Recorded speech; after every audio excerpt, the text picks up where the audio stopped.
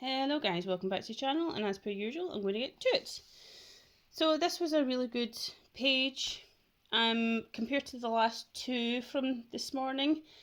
This one was starting to get together. I could actually see it before I actually drew it, which always helps. So this one took 3 minutes, this one took 2 minutes 40, this one took 3 minutes as well.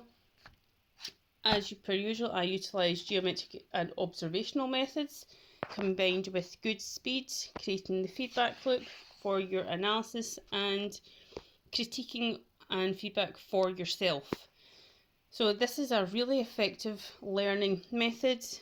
It's not just for art, it could be for engineering, maths, science, home economics, anything.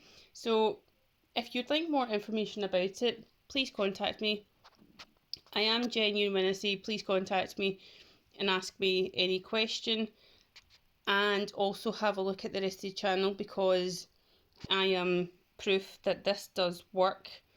It was actually my husband that got me into this learning method, and he is not into art. He is a software engineer, so he utilised this method for his career along with university. So yeah, and it really does work. Let me know what you think, and as per usual, have a nice day.